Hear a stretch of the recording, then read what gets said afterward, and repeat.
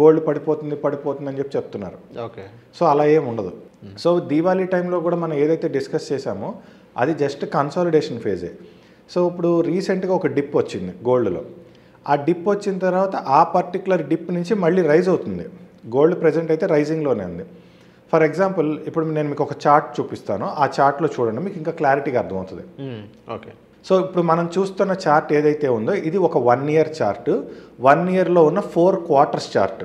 Okay.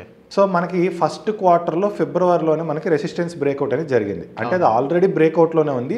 పర్టికులర్గా ఈ year తీసుకుంటే 2025 ఫిబ్రవరిలో మనకు ఒక బ్రేక్అవుట్ అనేది కనిపించింది. ఆ బ్రేక్అవుట్ దగ్గర నుంచి మనం ట్రెండ్ ఏ రకంగా చూసుకున్నా అది రెసిస్టెన్స్ బ్రేకుల్లోనే ఉంది. ఇది డైలీ చార్ట్ కాదు, వీక్లీ చార్ట్ కాదు, మంత్లీ చార్ట్ కూడా కాదు, క్వార్టర్లీ చార్ట్. ఓకే. క్వార్టర్లీ చార్ట్లో ఏకంగా అది రెసిస్టెన్స్లు బ్రేక్ చేసుకుంటూ వెళ్తుంది. సో ప్రజెంట్ ఉన్న 4th క్వార్టర్లో కూడా అది రెసిస్టెన్స్ బ్రేక్అవుట్లోనే ఉంది. మనం ఎప్పుడు ఇది పడిపోతుంది అని చెప్పాలి అంటే సపోర్ట్ బ్రేక్అవుట్ అయ్యి సపోర్ట్ కన్నా కిందకు వస్తే అప్పుడు మనం మాట్లాడుకోవాలి.